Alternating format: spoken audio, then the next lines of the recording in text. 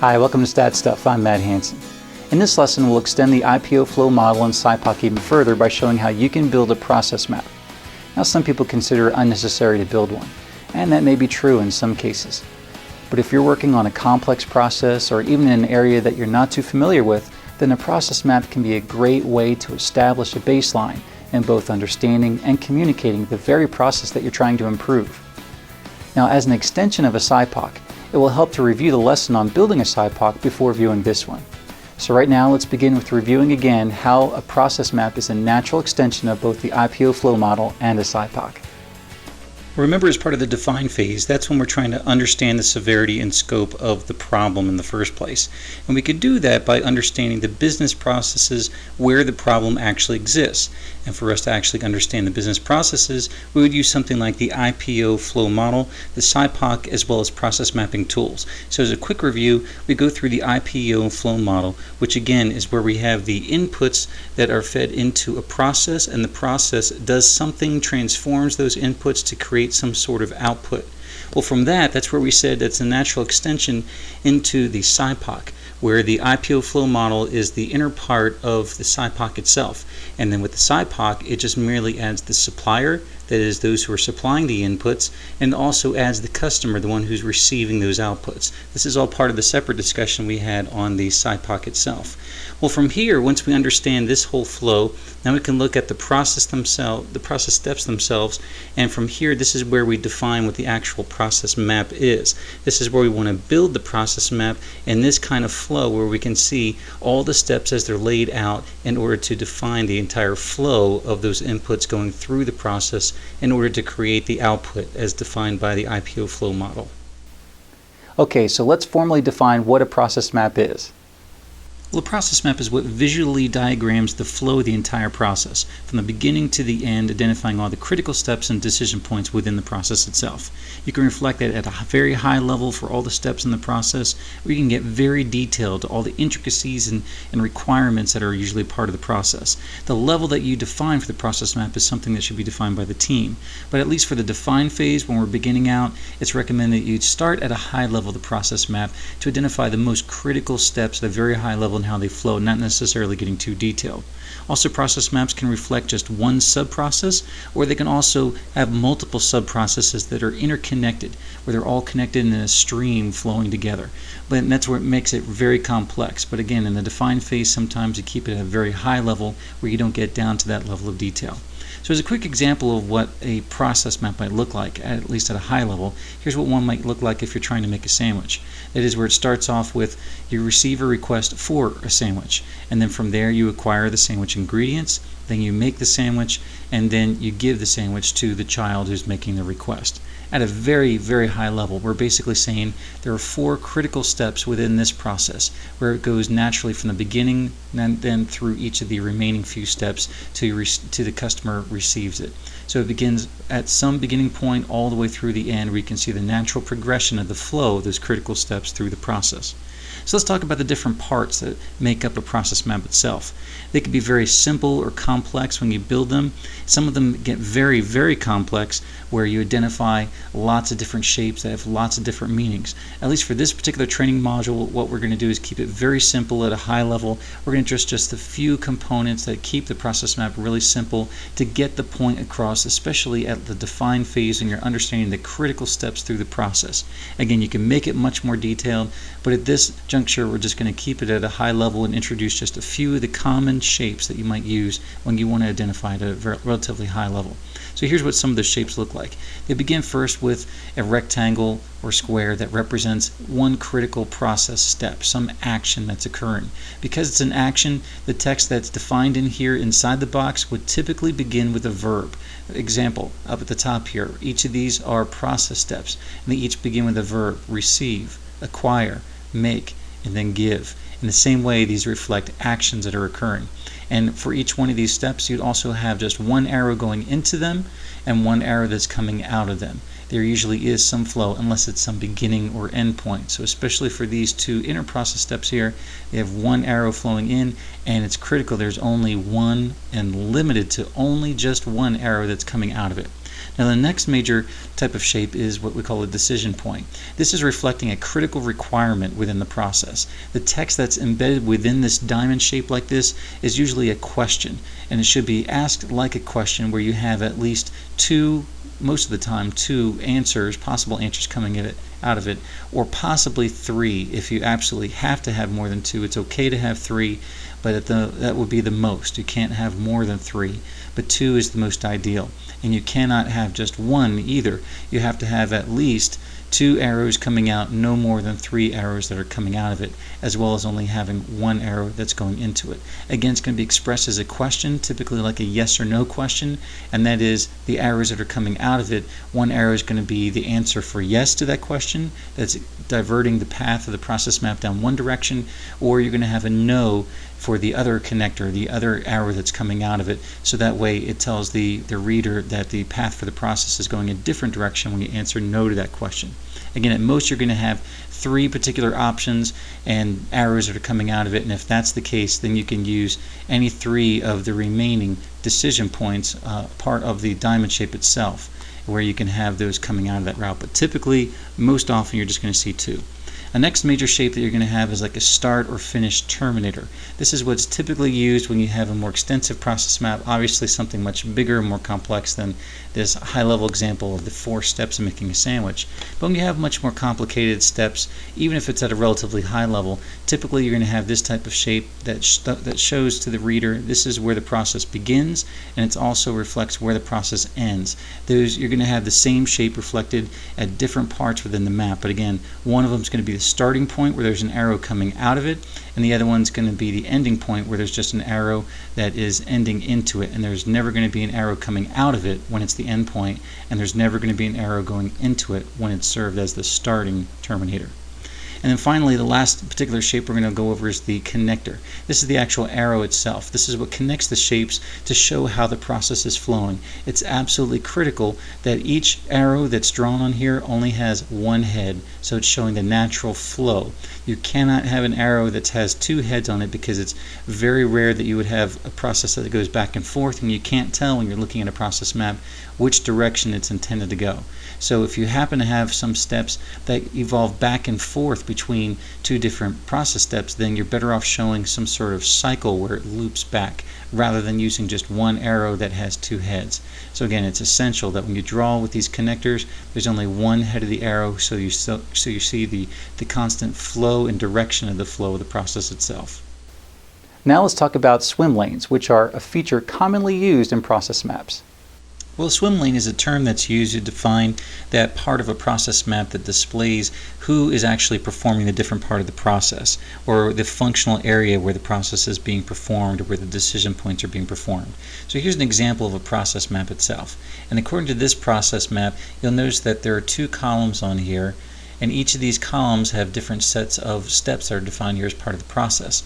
Well, each of these columns reflect the swim lane. That is, this particular one that's showing the frontline agent, these are the process steps that are performed by this frontline agent.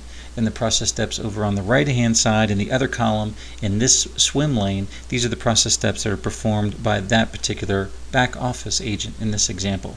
So the process steps here are drawn within the swim lane that are perform the actual process. These are where the functions are, or who's actually performing those functions. And then the arrows that are used help show where the handoff is between these two groups. In this particular example, I just reflected it as a dotted arrow or dashed arrow that it crosses from this point over to this point where the process then is transferred or handed off to this next person or this next functional area where a back office agent might be, and they execute their part of the process. So this is again just to show who's performing which part of the process when you have it performed in multiple areas. Now these swim lanes that we might refer to are also referred to as functional bands. That's typically the name that's given to it through Microsoft Visio, which is one of the tools that's commonly used for building these. But you can also build these in other tools like in PowerPoint or Word or any of those types of tools that have these types of shapes that you could draw them. It really doesn't matter where it's drawn. The most critical point in drawing a process map is that it's clear and that you have the right flow reflected and using the right most critical shapes to reflect that flow. In this particular example, similar to the last few examples that we showed for the different shapes, you can see that it begins with some starting point, which is the terminator, that is where the part of the process begins. And then you have some end terminator where it shows the end point, because it can end either with the frontline agent or the back office agent. So they each have their own endpoints that are in here. Well, as well, there's a bunch of diamond shapes, and then for the frontline agent, that just means that there's a lot of critical requirements that are being gathered by the frontline agent for them to execute their part of the process. And as they collect that information, it can be routed in different directions for other process steps and actions that are performed, or it could also be handed off to this other back office agent when there's additional processes that have to be done. In my example, sometimes I like to add a little color like you see in here, and for this example, what I've identified in yellow might be the critical process steps. These are the things that are most essential for this particular process, where it could be a make or break it type of factor or a part of the process. And also I like to use in this example red, where the red is just highlighting this is the root cause, where we have some problem or pain point. By mapping out the process, this is just reflecting where the root cause we suspect it to be. So at the beginning of a project in the define phase, you may not know what that root cause is, obviously, but you might reflect it here as later on, if you're trying to illustrate the flow of the process and where you found the root cause to be, you might reflect it in this way. As well, you can have little comment lines that are shown on here just to reflect additional notes or comments about a particular step in the process. There are lots of different things that could be done in mapping out the process, but these are just a few examples of that. And the last thing I want to point out is that the swim lanes that are on here, these are drawn vertically as columns, but they could also be drawn horizontally. That is where the process is flowing from left to right instead of just up and down like in this particular example. Either way is going to be acceptable. I would recommend that you follow the step that makes the most sense, as whether it's going to be vertical or horizontal, depending on how you need it and what best communicates to your audience. So as an example, if you're going to be printing this out on paper, for people to see this printed out, then you're going to be maximizing the space of the paper by printing it vertically, because that's generally the shape of the piece of paper that you might hand out and how people might typically read it, especially if you have it bundled in other documents where they're reading in that same format.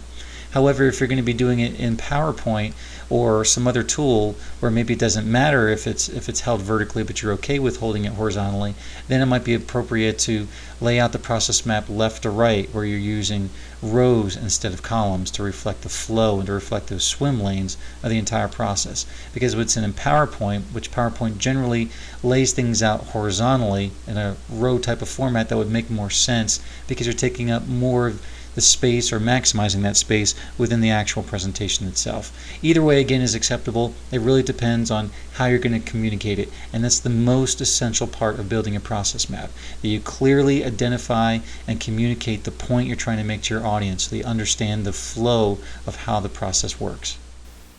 Now let's compare the differences between a high-level process map and a detailed process map.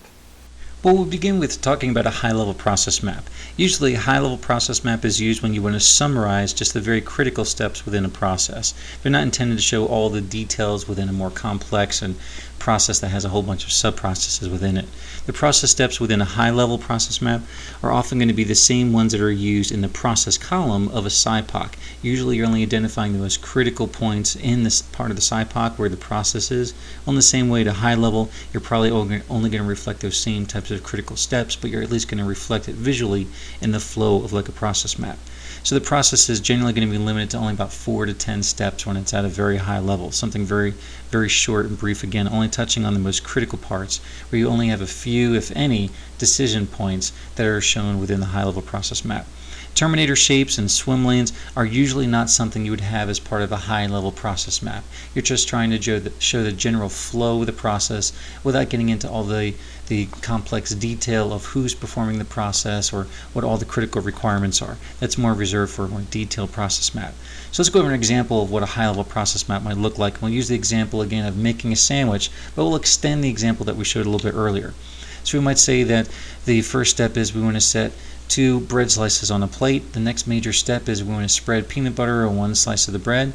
Then we want to spread jelly on the other slice of bread.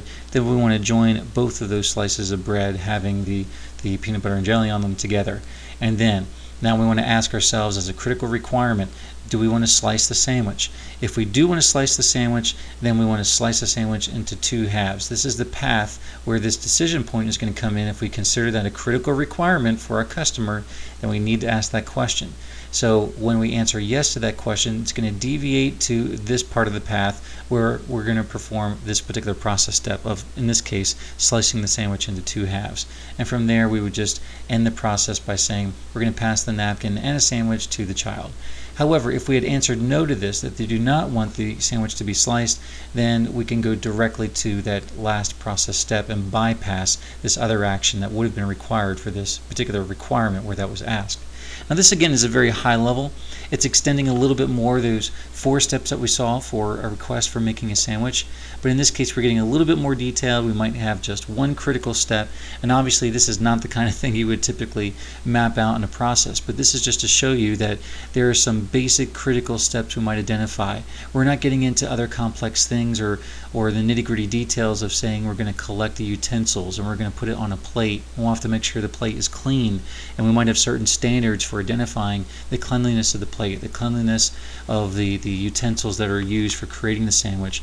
That is all critical information and necessary maybe at a detailed level, but at this high level it may not be necessary. So those were things in this particular example, they were determined that they can be excluded from this particular view of a high-level process map.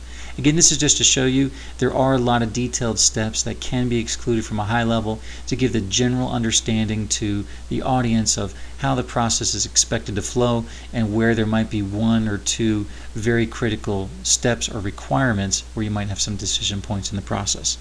So how do we compare that then to a detailed process map? A detailed process map can get very detailed or maybe just only a little bit more detailed than what we call the high-level process map. The level of depth that you go is really going to be something that's determined by the team. So it's really important that as a team or whoever's building this, that you have some sort of general understanding and agreement at least at how deep you're going to let your process go and what you're going to show in that level of detail. The detail that's shown should include some presumed level of knowledge or experience of the reader or the audience who's going to be reading this.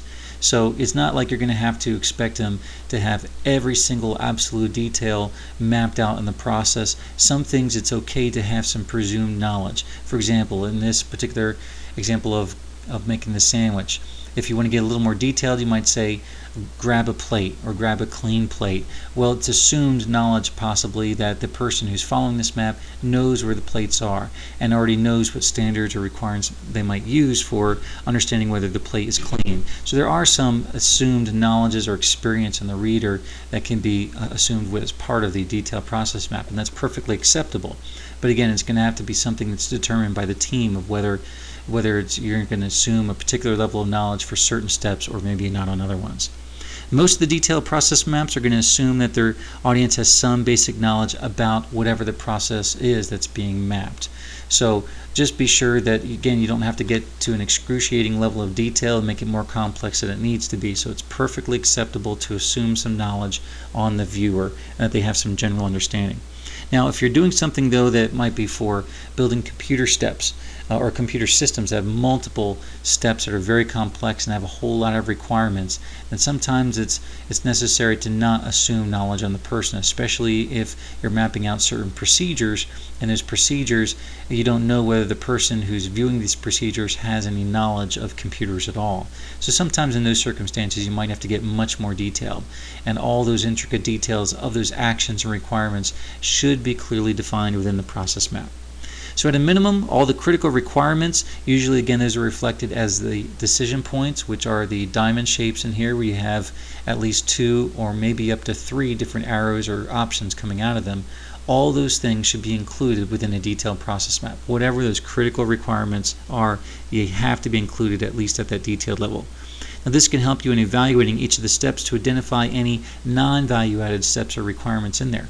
So it's really good to make sure you identify all these requirements, because you may find some of these are non-value added, and it might be an opportunity to find areas that you can remove these steps or remove these requirements and then save yourself some overall time and make the process more efficient. And detailed process maps are often going to be necessary when you're trying to define an as-is and a to-be process map, like during a lean workout. And we have that covered in a separate training module, but it is important to know if you are mapping out something in an as-is or to-be level, like in a lean workout, typically you're going to find yourself getting into more of the detail, like a detailed process map, and not limiting it to the high level. So the high level is mostly going to be used when you are maybe introducing a particular process to someone and you want to explain just the basic components, but you're not expecting the audience to have a full or detailed knowledge at that point. So sometimes for the same process you might map it multiple times, one at a high level, one at a very low detail level, but again, it really depends on how you want to communicate it to your audience. Alright, before we close this lesson, let's discuss how we can apply some of these concepts in a practical way. Well, the prerequisite for this particular lesson was about building a SIPOC. In that lesson about building a SIPOC, we said in the practical application to try to build a SIPOC for two processes, doing one version as a SIPOC and another version as a COPUS. So what I'd like to do is reference those processes that hopefully you had built using the method of a SIPOC and a COPUS. And for those, each of those had processes defined in the process part of the SIPOC or COPUS for each one. So what I'd like you to do is go back to those, and for each of those try to build a process map. And as you do that, be sure to include the starting and ending terminator shape that would be a part of the process. Also try to integrate the input and output requirements from the SIPOC, which would serve as decision points in the process map. And be sure that each of those decision points have at least two labeled rows exiting from them. Again, it could be like a yes or no question coming out of it, or however you might define the requirements within that particular process. Also be sure that all the arrows are correctly flowing from the beginning to the end, and that you don't have any premature stops or any unresolved loops within the process. That is, where it loops at some point but then it never goes back to where it's supposed to go to get integrated back into the full process to finally get to the end. Look out for things like that. And also be sure to separate the process steps into swim lanes if you do have different functional areas or people that are responsible for the different parts of that same process. And I would ask yourself, are there any duplicate process steps or loops within the process as you defined it in that map? If you find any like that, then try to reorganize the flow of the process so you can avoid some of that duplication. Now, it's acceptable to do that as long as it's still accurate in the entire flow of the process. Well, that wraps up this lesson. Check out StatStuff.com for many more resources that can help you achieve powerful results. I'm Matt Hansen. Thanks for watching.